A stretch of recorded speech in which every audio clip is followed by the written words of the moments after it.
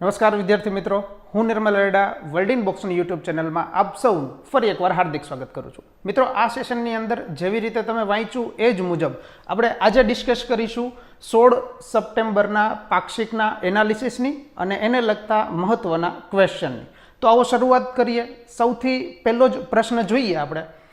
લગભગ આના વિશે તમને ખબર હોવી જ જોઈએ મારા મતે, છતાં કહી દઉં કે 7 પગલાં ખેડૂત કલ્યાણના આ યોજના અત્યારે ચર્ચામાં છે, બરાબર. તો આ યોજના ક્યાંથી લોન્ચ કરાઈ?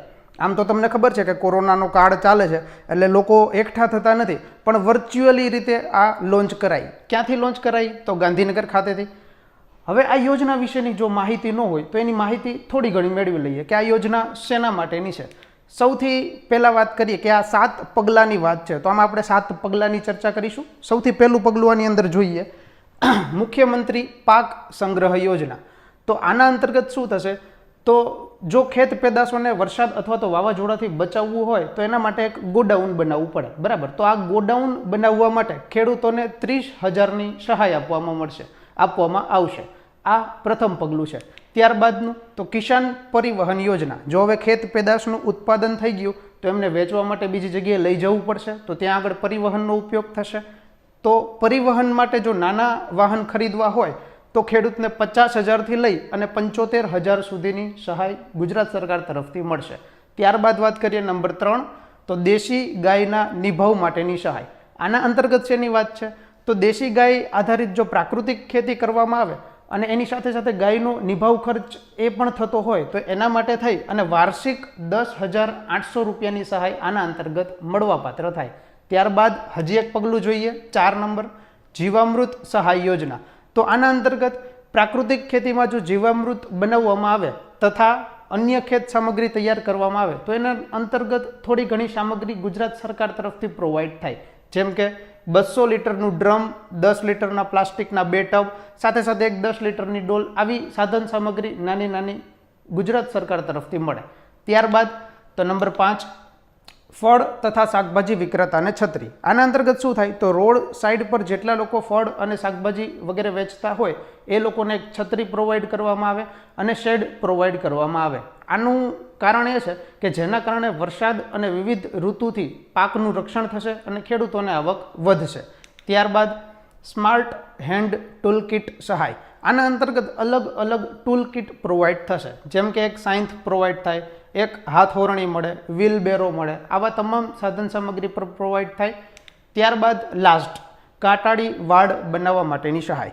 તો આના અંતર્ગત ખેડૂતને ખેતીમાં ફરતેકોર કાંટાણી વાડ બનાવી દેવામાં આવે, આના માટેની પણ સહાય પ્રોવાઈડ થાય. તો આ વાત હતી 7 પગલાં ખેડૂતનો જે કલ્યાણ માટેની યોજના છે એના માટેની. ત્યારબાદ નવો ક્વેશ્ચન જોઈએ આપણે, ક્વેશ્ચન નંબર 2. આના જેવું જ નામ છે. નામ કદાચ આપણે 7 પગલાં વાંચેલું હોય ને તો એના ઉપરથી એક સાહિત્યકારની યાદ આવવી જોઈએ કે 7 પગલાં ખેડૂત કલ્યાણના, તો 7 પગલાં આકાશમાં. આ પુસ્તક કયા ગુજરાતી સાહિત્યકારનું છે? તરત લાઇટ થવી જોઈએ, બધાને લગભગ ખબર હોવી જોઈએ, કુંદનિકા કાપડિયા, બરાબર. આના વિશે તમે લગભગ વાંચેલું હશે કેમ કે કરંટમાં પણ ચર્ચામાં હતા. એમનો ફોટો પણ જોઈ લઈએ. અહીંયાથી એક એ પણ કહી દઉં કે આમનું ઉપનામ હતું સ્નેહધન. આમનો જન્મની વાત કરીએ તો સુરેન્દ્રનગરના લીંબડી ખાતે એમનો જન્મ થયો હતો. તો આ યોજનાથી રિલેટેડ એક આપણને અલગ વાત યાદ આવે એના માટેનો એક પ્રશ્ન છે જે અહીંયા રજૂ કરેલો છે. ત્યારબાદ સ્ટાર્ટઅપ રેન્કિંગ 2019માં કયા રાજ્યને બેસ્ટ પરફોર્મર સ્ટેટ તરીકેની ગૌરવ સિદ્ધિ મળેલી છે? ગૌરવ સિદ્ધિ મળી છે એટલે એક વાત યાદ અપાવી દઉં કે ગુજરાતને મળેલું છે એટલે આપણને પણ ગૌરવ થવો જોઈએ. સાથે સાથે એવું બન્યું કે ગુજરાતને આ 2019 માટેની વાત છે, 2020માં આની જાહેરાત થઈ અને 2019 માટેનો એવોર્ડ પ્રાપ્ત થયો. પણ આ એક એવોર્ડ નથી, આની પહેલાં પણ, એટલે કે આના પહેલાંના વર્ષે પણ ગુજરાતને આ જ એવોર્ડ પ્રાપ્ત થયો હતો. ત્યારબાદ તો કે કેન્દ્ર શાસિત પ્રદેશની જો વાત કરીએ તો કેન્દ્ર શાસિત પ્રદેશમાં અંદમાન અને નિકોબારને બેસ્ટ પરફોર્મર્સનો એવોર્ડ આ પ્રાપ્ત થયો છે. હવે કોના દ્વારા આ એવોર્ડ જારી થયો? તો DPIIT. અહીંયાથી સીધો ક્વેશ્ચન આવે કે સાહેબ આ DPIITનું પૂરું નામ શું થાય? તો એનું પૂરું નામ થાય department four promotion of industries and internal trade. હવે અહીંયાથી સીધો જ ક્વેશ્ચન થાય સાહેબ આ DPIIT છે એ ભારત સરકારના કયા મંત્રાલય અંતર્ગત આવે? તો તે વાણિજ્ય તથા ઉદ્યોગ મંત્રાલય અંતર્ગત આવે.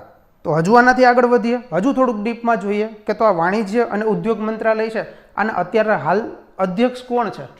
તો શ્રી પિયુષ ગોયલ સાહેબ છે. પણ અહીંયાથી અટકવું નથી, હજી આનાથી એક આગળ ક્વેશ્ચન લઈએ તો કે અત્યારે હાલ જો પિયુષ ગોયલ હોય તો સૌથી પહેલા મંત્રી કોણ હતા આના? તો યાદ રાખજો, શ્યામા પ્રસાદ મુખર્જી. બરાબર. હજુ આના વિશે થોડીક ડિટેલ મેળવીએ કે જો આ DPIIT દ્વારા થતું હોય તો DPIIT આ ડિપાર્ટમેન્ટની સ્થાપના ક્યારે કરી? તો 1995ના રોજ. શેના માટે કામ કરે છે? તો આ રિસ્પોન્સિબલ છે એટલે કે જવાબદાર છે. શેના માટે? તો પ્રોપર્ટી રાઇટ્સ માટે, પેટન્ટ, ટ્રેડમાર્ક વગેરે માટે જો જવાબદાર હોય તો DPIIT છે. તો આના વિશેની સંપૂર્ણ વિગત આપણે યાદ રાખીશું. ત્યારબાદ 2017ની વાત કરીએ તો 2018 અને 19 અત્યારે આપણે ક્વેશ્ચનમાં ચર્ચા કરી એ મુજબ 2019માં એવોર્ડ પ્રાપ્ત થયો. એના આગળના વર્ષે એટલે કે 2018માં પણ પ્રાપ્ત થયો, પણ ગુજરાતે 2017માં પણ ક્યાંય પાછળ નથી. કેમ કે 2017માં ગુજરાતને prime ministers award four excellence in public administration પ્રાપ્ત થયો હતો. તો 2017, 18, 19 3 વર્ષ હેટ્રિક મારી એવું કહી શકાય. ત્યારબાદ વાત કરીએ નંબર 4, મુખ્યમંત્રી મહિલા ઉત્કર્ષ યોજના. આ યોજનાની ચર્ચા આ વખતે પાક્ષિકમાં થઈ હતી. બરાબર. તો એના વિશેની આપણે થોડીક વિગત મેળવીએ કે આ લોન્ચ ક્યારે કરાઈ? તો 17 સપ્ટેમ્બરના રોજ લોન્ચ કરાઈ. હવે અહીંયાથી 17 સપ્ટેમ્બરના રોજ શું કામ લોન્ચ કરી? એનું પણ એક કારણ છે. કેમ કે ભારતના હાલના વડાપ્રધાન શ્રીમાન નરેન્દ્ર મોદી સાહેબનો ત્યારે બર્થડે હતો. બરાબર. એ ધ્યાનમાં રાખીને જ ગુજરાતના મુખ્યમંત્રીએ આ યોજના લોન્ચ કરી. તો આના વિશે થોડીક વિગત મેળવવી જરૂરી બને. જેમ કે શું છે આ યોજનામાં અથવા તો શું કરાશે? તો 50 ગ્રામીણ પ્લસ 50 શહેરી આવા મહિલા જૂથ બનાવાશે. હવે આ મહિલા જૂથ, જો અહીંયા યોજનાનું નામ છે મહિલા ઉત્કર્ષ યોજના, એટલે એમની જ ક્યાંક વાત હશે. બરાબર. તો 50 ગ્રામીણ પ્લસ 50 શહેરી એટલે કુલ બની જાય 100 મહિલા જૂથ. હવે આ મહિલા જૂથમાં કોનો સમાવેશ થાય? તો કે પ્રત્યેક જૂથની અંદર 10 મહિલાઓનો સમાવેશ થશે. એટલે કે અલગ અલગ માતા, બહેનો વગેરેનો સમાવેશ અહીંયા આગળ થાય. હવે આના અંતર્ગત આ જૂથ તો બનાવી લીધા, ત્યારબાદ શું થાય? તો કે આ તમામ જૂથને એટલે કે જે 100 જૂથ બનેલા છે એ તમામને 1 લાખની લોનની ધિરાણની સહાય મળે. તો લોન તો મળી ગઈ, પણ લોન કેવા પ્રકારની મળે? શું લોનમાં કોઈ વ્યાજ ચૂકવવું પડે? તો યાદ રાખીએ કે લોનમાં વ્યાજ દર એનો 0% છે, એટલે કોઈ પણ ઇન્ટરેસ્ટ ચૂકવવાનું નથી. કેમ કે સંપૂર્ણ વ્યાજ ગુજરાત સરકાર દ્વારા ભોગવવામાં આવશે. ત્યારબાદ તો કે સાહેબ આ જ્યારે પ્રોસેસ કરવામાં આવે ને ત્યારે આની થોડી ઘણી સ્ટેમ્પ ડ્યુટી પણ થાય. તો યાદ રાખો કે સ્ટેમ્પ ડ્યુટી પણ આની અંદર માફ કરી દીધેલી છે, એટલે સ્ટેમ્પ ડ્યુટી પણ ચૂકવવાની નથી. સાથે સાથે વ્યાજ દર કેવો? તો કે 0% વ્યાજ દર છે. સાથે એ પણ વાત કરીએ કે અત્યારે હાલ ગુજરાત સરકાર દ્વારા 175 કરોડનું બજેટ ફક્ત ને ફક્ત આ એક યોજના માટે જારી કરાયું છે. હવે તો કે આવું જૂથ જો બની જાય અથવા તો બનાવવામાં આવે તો જો જૂથ બનાવવા માટે કોઈ પ્રોત્સાહન આપતું હોય ને તો એ વ્યક્તિને પણ 3000 રૂપિયા પ્રોત્સાહક પુરસ્કાર પ્રાપ્ત થાય. આનો અર્થ એવો છે ક્યાંક ને ક્યાંક મહિલાઓ માટે ઉત્કર્ષની યોજના કહી શકાય. બરાબર. જો સાથે કોઈ એવું પ્રોત્સાહક હોય તો એને પણ કોઈને કોઈ ઇનામ રાશિ મળે છે, એટલે આગળ ને આગળ વધતી વાત કહી શકાય. ત્યારબાદનો પ્રશ્ન નંબર 5, ગુજરાતના મુખ્યમંત્રી વિજયભાઈ રૂપાણી દ્વારા કેટલા જિલ્લા માટે COVID-19 વિજય રથનો પ્રારંભ થયો? તો યાદ રાખો 5 જિલ્લા માટે આ વિજય રથ શરૂઆત કરી. 5 જિલ્લા કદાચ યાદ ન રહે તો ચાલશે, પણ આપણે જસ્ટ જોઈ લઈએ. જેમ કે જુનાગઢ, ભુજ, કચ્છ, બનાસકાંઠા, સુરત અને અમદાવાદ. હવે શું છે આ COVID-19 વિજય રથ? તો જેવી રીતે ધન્વંતરી રથ છે, જેવી રીતે સંજીવની રથ છે, આવી જ રીતે અત્યારે COVID-19 વિજય રથ છે. હવે આનો પ્રારંભ ક્યારથી થયો અથવા તો કઈ જગ્યાથી થયો? તો ગાંધીનગરથી આનો પ્રારંભ કરાયો. કેવી રીતે? અગાઉ વાત કરીએ જ મુજબ ફ્લેગથી, એટલે કે ઇલેક્ટ્રોનિકલી ફ્લેગ. બરાબર. રૂબરૂ તો જઈ શકાય એમ નથી, એટલા માટે ફ્લેગથી આનો પ્રારંભ થયો. હવે આ વિજય રથ છે એના વિશે થોડી ઘણી ચર્ચા કરીએ કે આ વિજય રથ શરૂ કર્યો ગુજરાત સરકારે, પણ શું એની સાથે અલગ અલગ બીજી કોઈ સંસ્થાઓ હતી? તો હા. કઈ સંસ્થાઓ હતી? તો PIB, ગુજરાત યુનિવર્સિટી અને યુનિસેફ, આ 3 સંસ્થાઓની સાથે મળી અને ગુજરાત સરકારે અત્યારે હાલ ફક્ત 5 જિલ્લા માટે આ રથ શરૂ કરાયો છે. આગળ જતા વધારાના જિલ્લાઓ પણ આમાં એડ થશે. તો અહીંયાથી ક્વેશ્ચન ઉદ્ભવ, સાહેબ આ PIB અને ગુજરાત યુનિવર્સિટી તો કદાચ ખબર છે, પણ યુનિસેફ એટલે શું? ઘણી બધી વખત આનું ફૂલ ફોર્મ પણ આપણે સાંભળેલું હોય. જોઈ લઈએ યુનાઇટેડ નેશન્સ ચિલ્ડ્રન્સ ફંડ, આ એનું પૂરું નામ થાય. યુનિસેફ એટલે યુનાઇટેડ નેશનની જ એક સંસ્થા કહી શકાય, બરાબર. આની સ્થાપના ક્યારે થઈ? તો 11 ડિસેમ્બર 1946ના રોજ. જો યુનાઇટેડ નેશનની સંસ્થા હોય તો એક ક્વેશ્ચન એવો પણ ઉદ્ભવે કે સાહેબ યુનાઇટેડ નેશનની સ્થાપના ક્યારે થઈ? તો યાદ રાખો 1945માં. ત્યારના 1 વર્ષ બાદ જ યુનિસેફની સ્થાપના થઈ. હજુ આનાથી આગળ એક ક્વેશ્ચન જોઈએ કે સાહેબ યુનિસેફ છે તો એનું હેડક્વાર્ટર કઈ જગ્યાએ આવેલું છે? તો ન્યુયોર્ક ખાતે. હવે જો યુનિસેફનું હેડક્વાર્ટર ન્યુયોર્ક ખાતે હોય તો યુનિસેફની સાથે સાથે એક ક્વેશ્ચન એ પણ આવે કે યુનાઇટેડ નેશનનું હેડક્વાર્ટર કઈ જગ્યાએ છે? તો અગેઇન એ પણ યાદ રાખીએ કે એ પણ ન્યુયોર્ક ખાતે આવેલું છે, બરાબર. તો વિજય રથ જે શરૂ થયો પણ એની સાથે સાથે વધારાની વિગત આ બધી પણ આપણને યાદ રહેવી જોઈએ. ત્યારબાદનો ક્વેશ્ચન જોઈએ, ગંગાજળિયા તળાવ કયા જિલ્લામાં આવેલું છે? આમ જિયોગ્રાફિકલી ક્વેશ્ચન કહી શકાય, પણ અત્યારે કરંટમાં ચર્ચામાં છે એટલે જોવું પડે. જવાબ મેળવી લઈએ કે આ ભાવનગર ખાતે આવેલું છે. સાહેબ તમે કીધું કરંટમાં ચર્ચામાં છે, શું કામ ચર્ચામાં છે? કેમ કે અત્યારે હાલ એમના રીડેવલપમેન્ટ માટેની મંજૂરી મળી છે. આમ ઇમેજ જોઈ લઈએ તો ખબર પડે કે આ ગંગાજળિયા તળાવ છે. આગળ જતાં આનું રીડેવલપમેન્ટ પણ થશે. તમને ખબર હશે કે હાલમાં જ ગુજરાત સરકારે આવી ઘણી બધી જાહેરાતો કરી છે, જેના અંતર્ગત આપણે લાસ્ટ લેક્ચરમાં સોનગઢના કિલ્લાની પણ વાત કરી હતી, બરાબર. એનું પણ રીડેવલપમેન્ટ થશે. તો એવી જ રીતે ગંગાજળિયા તળાવનું પણ થશે. આનાથી આગળનો ક્વેશ્ચન જોઈએ કે ટીમ્બી તળાવ કયા જિલ્લામાં આવેલું છે? આના રીડેવલપમેન્ટની વાત નથી થઈ, પણ આના માટેની એક વાત હતી કે આમાં હમણાં જ પાણી ભરાશે, એના કારણે અલગ અલગ ત્યાંના વિસ્તારોમાં પાણી પહોંચાડી શકાશે. પણ ટીમ્બી તળાવ આવ્યું એટલે ખબર હોવી જોઈએ કે ટીમ્બી તળાવ કયા જિલ્લામાં આવેલું છે? તો તે વડોદરાની અંદર આવેલું છે. હવે જેવી રીતે ગંગાજળિયા તળાવ જોયું તો ટીમ્બી તળાવે જોવું જ પડે, ઓબ્વિયસ છે. તો જોઈ લો અહીંયા ટીમ્બી તળાવ આપની સમક્ષ ઇમેજમાં રાખેલું છે, બરાબર. તો યાદ રાખજો વડોદરામાં ટીમ્બી તળાવ આવેલું છે. ત્યારબાદનો ક્વેશ્ચન જોઈએ, goonda and anti social activities prevention વટહુકમ અત્યારે વધારે ચર્ચામાં છે. આ એક વટહુકમ જારી કરવામાં આવ્યો ગુજરાત સરકાર દ્વારા. હવે આની મુખ્ય જોગવાઈઓ છે. કઈ કઈ જોગવાઈઓ છે એ જોઈ લઈએ.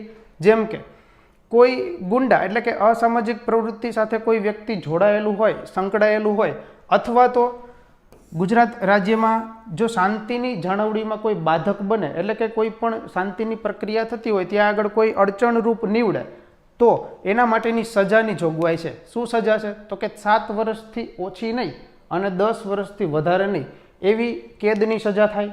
સાથે સાથે તો કે 50,000થી ઓછો નહીં તેવો દંડ પણ મળે. એટલે કે જો હવે કોઈ એવા અસામાજિક તત્વો હોય તો એને 50,000 મિનિમમ દંડ ભરવાની તૈયારી રાખવાની અને 7 વર્ષથી લઈને 10 વર્ષ સુધીની કેદની પણ યાદ રાખવાની, બરાબર.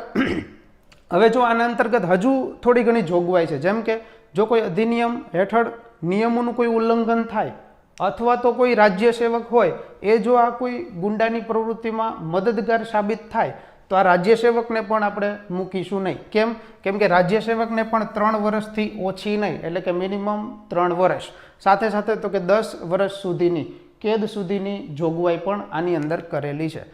હવે જો આવા અસામાજિક તત્વો દ્વારા કોઈ પણ આવું અસામાજિક કાર્ય થાય તો એને 10,000થી લઈ એટલે કે 10,000થી વધારે નહીં અને આ 10,000ની સાથે સાથે 10,000નો દંડ સહિત અથવા તો દંડની વિના 6 મહિનાથી વધારે નહીં એવી કેદની સજા પણ થઈ શકે એમ છે.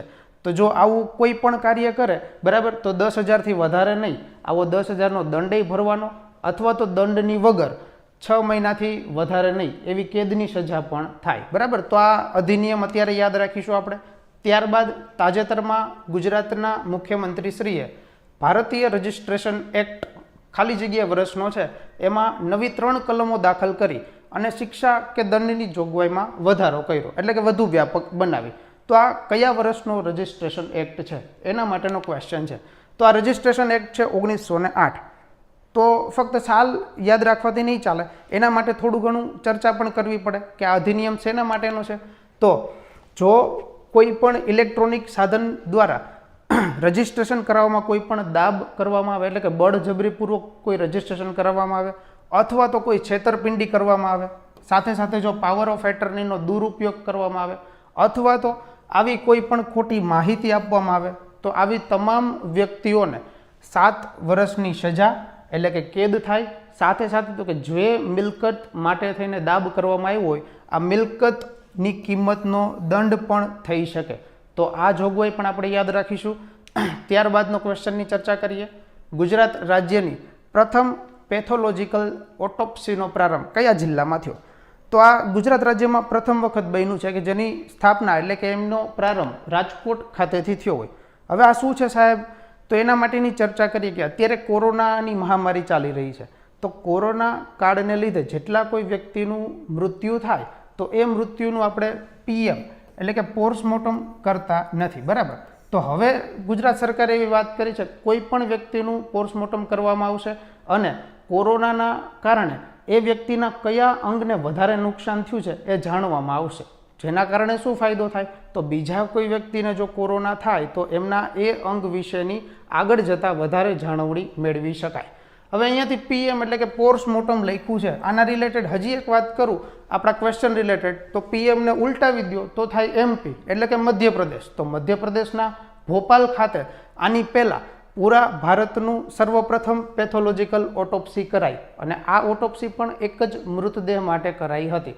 તો પ્રથમ ભોપાલ ખાતે, ત્યારબાદ તો કે ગુજરાતમાં કઈ જગ્યાએ? તો રાજકોટ ખાતે. એ પણ યાદ રાખીએ. ત્યારબાદ ક્વેશ્ચન નંબર 11, તાજેતરમાં કયા શાસ્ત્રીય સંગીતકારનું નિધન થયું? આના વિશે તમને ખબર જ હશે, પંડિત જસરાજજીનું હાલમાં જ નિધન થયું. આના વિશે જો વિગત ખબર હોય તો ઠીક છે, અધરવાઇઝ આની થોડી ઘણી ચર્ચા કરીએ કે પંડિત જસરાજજીને ભારત સરકાર તરફથી 3 એવોર્ડ મળેલા છે. આ 3 એવોર્ડ કયા કયા છે? તો 1975ની અંદર પદ્મશ્રી, ત્યારબાદ 1990ની સાલમાં પદ્મભૂષણ અને ત્યારબાદ 2000ની સાલમાં પદ્મ વિભૂષણ. આ 3 એવોર્ડ એમને પ્રાપ્ત થયા છે. તો જો અત્યારે કરંટમાં આ વ્યક્તિ ચર્ચામાં હોય તો એને રિલેટેડ એવોર્ડ પણ આપણને ખબર પડવી જોઈએ. હજુ આનાથી આગળ ડિટેલ મેળવીએ કે ત્યાં તેઓ કયા ઘરાનાના સંગીતકાર હતા? તો મેવાતી ઘરાનાના સંગીતકાર હતા. હવે અહીંયાથી મને ખબર છે કે તમને ક્વેશ્ચન ઉદ્ભવ, સાહેબ મેવાતી ઘરાના એટલે શું? કેમ કે સાંસ્કૃતિક વારસો વાંચતા હોય ત્યારે સ્વાભાવિક છે ક્વેશ્ચન થાય કે સાહેબ આ ઘરાના એટલે શું? તો એની પણ આપણે ચર્ચા કરીએ. એ પહેલાં જોઈ લઈએ પંડિત જસરાજજીને. હવે ચર્ચા કરીએ કે આ મેવાતી ઘરાના શું છે. તો મિત્રો 13મી સદી સુધી એવું કહેવાય કે ભારતીય શાસ્ત્રીય સંગીત ફક્ત ને ફક્ત પૂરા ભારતમાં એક જ શાસ્ત્રીય સંગીત હતું. ત્યારબાદ જ્યારે 13મી સદીની પૂર્ણાહુતિ થઈ ત્યારબાદ આગળ જતાં આના 2 પાર્ટ પડ્યા. કયા કયા 2 પાર્ટ? તો પહેલા નંબરે પડ્યું હિન્દુસ્તાની શાસ્ત્રીય સંગીત, ત્યારબાદ તો કે હિન્દુસ્તાની કર્ણાટક શાસ્ત્રીય સંગીત. હવે અહીંયાથી એક શબ્દ તમને મળે કર્ણાટક, આ રાજ્ય રિલેટેડ છે, બરાબર? તો આપણે આનાથી એ પણ કહી શકીએ કે સાહેબ આ 2 ભાગ કઈ કઈ રીતે પડ્યા, એટલે કે જિયોગ્રાફિકલી કઈ રીતે? તો કર્ણાટક શાસ્ત્રીય સંગીતમાં કર્ણાટક, આંધ્રપ્રદેશ, તમિલનાડુ તથા કેરળ આ તમામ રાજ્યોની અંદર જે કોઈ શાસ્ત્રીય સંગીત ગવાતું એને કર્ણાટકી શાસ્ત્રીય સંગીત કહેવાનું. બાકીના એટલે કે રેસ્ટ ઓફ ઓલ ઇન્ડિયાની તમામ જગ્યા ઉપર જે શાસ્ત્રીય સંગીત ગવાય એને કહેવાયું હિન્દુસ્તાની શાસ્ત્રીય સંગીત. તો ફરી પાછું એવું થયું કે સાહેબ મેવાતી ઘરાના તો આમાં આવ્યું જ નહીં. તો આગળ આપણે ચર્ચા કરીએ કે શાસ્ત્રીય સંગીત એટલે શું? તો શિક્ષકો જે શિષ્યોને જે કંઈ પણ સંગીત શીખડાવતા આ સંગીત આગળ જતાં એક પરંપરા બની ગઈ અને આ પરંપરા એ પારિવારિક પરંપરા બની, જેને કારણે આ જે શિક્ષણ મળતું હતું એને જ ઘરાના કહેવાય. તો હજી કન્ફ્યુઝન હોય તો કહી દઉં કે તો ઘરાના એટલે શું? તો કે ગુરુએ જે શિક્ષણ આપેલું હોય ગુરુએ એ પોતાની જે વિશિષ્ટતા એના અંતર્ગત મળેલી હોય એને જ આપણે ઘરાના તરીકે ઓળખી શકીએ. જેમ કે જો આંધ્રપ્રદેશમાં કોઈ ઘરાના હોય તો ત્યાં આગળ જે શિક્ષણ ગુરુએ પોતાની કળાથી કંઈક અલગ વિકસાવ્યું હોય તો એને આગળ જતાં આંધ્રપ્રદેશના અંતર્ગત કોઈ ઘરાના કહેવાય. તેનાથી આગળ જઈએ તમિલનાડુ, તો તમિલનાડુની અંદર કોઈ શિક્ષકે અલગ કોઈ પદ્ધતિથી શીખડાયું તો ત્યાં આગળ એને અંતર્ગત ઘરાના કહી શકાય. તો આવા કેટલાક ઘરાના છે સાહેબ? તો ગ્વાલિયર, આગ્રા, કિરાના ઘરાના, મેવાતી ઘરાના, જેની આપણે ચર્ચા કરવાની છે. આ તમામ કયા છે? તો હિન્દુસ્તાની શાસ્ત્રીય સંગીત. હવે હિન્દુસ્તાની શાસ્ત્રીય સંગીત એટલે કયું? તો કે જે આપણે દક્ષિણના રાજ્યોના સિવાયની વાત કરી એ હિન્દુસ્તાની શાસ્ત્રીય સંગીત હતું. તો આપણે ચર્ચા કરીએ મેવાતી ઘરાના જે હતું એના સ્થાપકની. તો એના સ્થાપક હતા તજીર ખાન. તો અહીંયાથી સ્થાપકને પણ યાદ રાખીએ. તો આ ઘરાનામાં શું થતું? તો કે મધુર સંગીત હોય એટલે કે પોતાની કંઈક વિશિષ્ટ કળાથી વિકસાવેલું હશે. તો હા, હવે પંડિત જસરાજજીની વાત આવી તો એનું નિધન હાલમાં થયું છે તો એનો જન્મ પણ આપણે ચર્ચા કરવી પડે. તો હા, તો એનો જન્મ થયો 28 જાન્યુઆરી 1930 કઈ જગ્યાએ? તો બ્રિટિશ પંજાબ એટલે કે હિસાર જિલ્લાની અંદર. સાહેબ આ બ્રિટિશ પંજાબ અત્યારે કઈ જગ્યાએ? તો ફતેહાબાદ હરિયાણાની અંદર. સાથે સાથે એનાથી હજુ એક વિગત લેતા જઈએ, જેમ કે તેમના શાસ્ત્રીય સંગીત ગુરુ કોણ હતા? તો પંડિત મણિરામજી. તો મિત્રો આ પંડિત જસરથજીની આપણે વાત કરી. જો અત્યારે કરંટમાં ચર્ચામાં હોય તો એના વિશે આ 360 ડિગ્રી આપણને ખબર હોવી જરૂરી છે, બરાબર. ત્યારબાદનો ક્વેશ્ચન જોઈએ. તાજેતરમાં કેટલામી US India strategic partnership forum એટલે કે USISPF ની વર્ચ્યુઅલ શિખર યોજાઈ? અત્યારે બધી વર્ચ્યુઅલ શિખર જ યોજાશે, બરાબર. રૂબરૂ કોઈ ભેગા નહીં થાય, બીક બધાને છે. એટલે કેટલામી યોજાઈ? તો 3જા નંબરની યોજાઈ. હજુ આનાથી આગળ ચર્ચા કરીએ કે કઈ જગ્યાએ? તો ગાંધીનગર ખાતે ગુજરાતના મુખ્યમંત્રી સાહેબ શ્રી એટલે કે આપણા વિજય રૂપાણી સાહેબે આના માટે વર્ચ્યુઅલી સંબોધન કર્યું. હજુ થોડીક ચર્ચા કરીએ કે આની થીમ શું હતી? તો આની થીમ યાદ રાખીએ, નેવિગેટિંગ ન્યૂ ચેલેન્જીસ, બરાબર. હવે આમાં શેની વાત થઈ સાહેબ? આ પાર્ટનરશિપની ફોરમ તો બેઠી, પણ શેની વાત થઈ? તો આના અંતર્ગત મુખ્યમંત્રી સાહેબે ગુજરાતના અંદર વિવિધ ઇન્વેસ્ટમેન્ટ કરવા માટેની અલગ અલગ વિવિધ પેલા દેશોને વાત કરી, બરાબર. ત્યારબાદના ક્વેશ્ચનની ચર્ચા કરીએ. કૃષિ મહોત્સવનો પ્રારંભ કયા વર્ષથી થયો? તો 2005. ત્યારબાદનો ક્વેશ્ચન, તાજેતરમાં ગુજરાત રાજ્ય માનવ અધિકાર આયોગના અધ્યક્ષ તરીકે કોની નિમણૂક થઈ? સૌથી ઇમ્પોર્ટન્ટ ક્વેશ્ચન આપણા માટે અહીંયાથી બનશે કે અત્યારે હાલ નિવૃત્ત જસ્ટિસ શ્રી રવિકુમાર ત્રિપાઠીની ગુજરાત રાજ્ય માનવ અધિકાર આયોગના અધ્યક્ષ તરીકે નિમણૂક થઈ. તો ક્વેશ્ચન ઉદ્ભવ, સાહેબ આ રવિકુમાર ત્રિપાઠી સાહેબ આવ્યા પણ કોની જગ્યાએ આવ્યા? એટલે કે એક કોણ હતું પહેલાં અને એની જગ્યાએ આમની નિમણૂક થઈ? તો અભિલાષા કુમારી, જેને આપણે અત્યાર સુધી યાદ રાખતા હતા, બરાબર, 1 માર્ક્સ અપાવી જાય એવા. તો અભિલાષા કુમારીની જગ્યાએ આવ્યા. અભિલાષા કુમારી જે છે એ કોણ હતા? તો મણિપુર હાઈકોર્ટના નિવૃત્ત મુખ્ય ન્યાયમૂર્તિ હતા. અને અભિલાષા કુમારી અહીંયાથી નીકળ્યા, બરાબર સાહેબ. તો અત્યારે કઈ જગ્યાએ છે?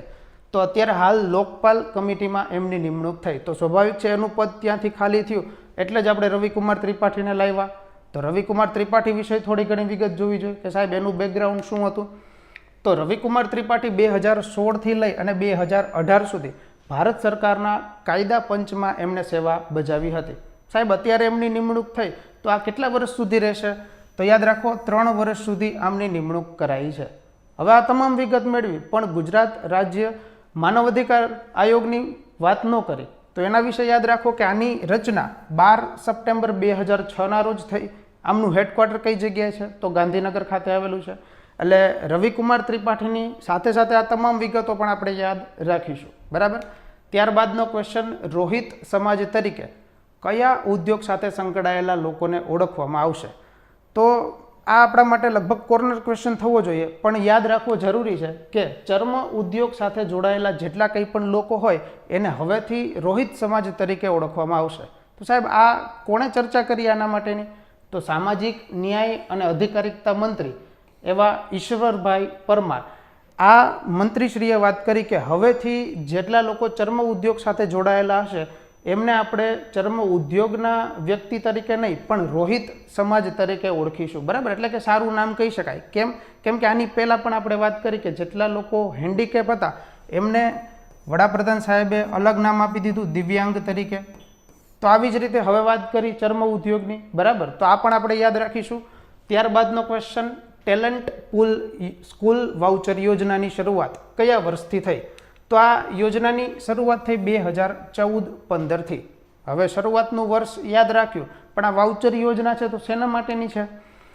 તો અનુસૂચિત જાતિના જો કોઈ સ્ટુડન્ટ હોય એ ધોરણ 5 અથવા તો ધોરણ 10માં પ્રથમ અથવા તો બીજા વર્ગમાં જો પાસ થાય, એટલે કે પ્રવેશ પરીક્ષા પાસ કરે અને ત્યારબાદ એક એક્ઝામ ગોઠવવામાં આવે, જો એમાં એને 60% કે તેથી વધારે ગુણ મળે તો એમને આ યોજના અંતર્ગત લાભ મળે. પણ આ યોજના અંતર્ગત લાભ શેનો મળે સાહેબ? તો જો જે વાલીની વાર્ષિક આવક મર્યાદા 2 લાખ સુધીની હોય એને 40,000 સુધીની સહાય મળે. ત્યારબાદ તો કે 2 લાખથી 3 લાખ સુધીની જો વાર્ષિક આવક મર્યાદા હોય તો જે કંઈ પણ ખર્ચ થાય એના 50% રકમ થાય. હવે આ ખર્ચ શેનો? તો આના અંતર્ગત એમને એક આવાસ જ્યાં મળતું હોય એવી સ્કૂલની અંદર દાખલો મળે, એટલે કે એમને ત્યાં આગળ રહેવાની પણ સુવિધા મળવી જોઈએ, સાથે સાથે તો કે જમવાની સુવિધા પણ મળવી જોઈએ. તો આના અંતર્ગત ગુજરાત રાજ્યમાં આવી ઘણી બધી સ્કૂલોની પણ તપાસ કરવામાં આવી કે એવી કઈ સ્કૂલ છે કે જેની સાથે સાથે એમના આવાસ પણ હોય. તો આવી સ્કૂલની અંદર આ લોકોને એડમિશન મળી શકે. તો યાદ રાખો 40,000ની સહાય મળે. જો એનાથી વધારે એટલે કે 2 થી 3 લાખ સુધીની આવક મર્યાદા હોય તો જે એમનો ખર્ચ થાય એના 50% સુધીની રકમ મળવાપાત્ર થાય. ત્યારબાદનો ક્વેશ્ચન, વંદનીય સંત શ્રી વાસિયા દાદા શિષ્યવૃત્તિ યોજના કયા વર્ગ માટે છે? સાહેબ આ ક્યાંથી લઈ આવ્યા? પણ આ પાક્ષિકની જ તમામ ડિટેલ છે, યાદ રાખજો. કદાચ નામ પણ ન સાંભળેલું હોય એવી આ શિષ્યવૃત્તિ છે. તો આ જ શિષ્યવૃત્તિને આપણે યાદ રાખીએ કે અનુસૂચિત જાતિ પૈકી પણ અતિ પછાત જાતિના જો કોઈ કુમાર અથવા કન્યાઓ હોય એમને મળે. એટલે કે અનુસૂચિત જાતિ તો ખરા, પણ એ અંતર્ગત પણ જો અતિ પછાત હોય તો એને આ યોજનાનો લાભ મળે, એટલે કે શિષ્યવૃત્તિ પ્રાપ્ત થાય. કેટલી શિષ્યવૃત્તિ મળે? તો ધોરણ 1 થી 8 સુધી 750 રૂપિયા વાર્ષિક મળે. ત્યારબાદ તો કે ધોરણ 9 અને 10માં 1000 રૂપિયા વાર્ષિક શિષ્યવૃત્તિ મળવા પાત્ર થાય. તો આ યોજના પણ, આ શિષ્યવૃત્તિ પણ આપણે યાદ રાખીશું. ઘણી બધી વખત આ શિષ્યવૃત્તિ આપણે સાંભળેલી પણ ન હોય, પણ આ કોર્નર ક્વેશ્ચન થાય, બરાબર.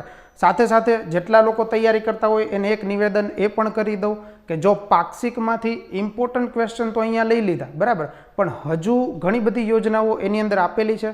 તો પાક્ષિક એક વખત ફરી પાછું નજર મેળવી લેજો. ઇમ્પોર્ટન્ટ ક્વેશ્ચન તો તમારી સામે રાખેલા જ છે, બરાબર, પણ સમયને કારણે બધી જ યોજનાઓ અહીંયા લઈ શકાય એમ નહોતી, એટલા માટે આ તમામ ક્વેશ્ચનની આપણે ચર્ચા કરી.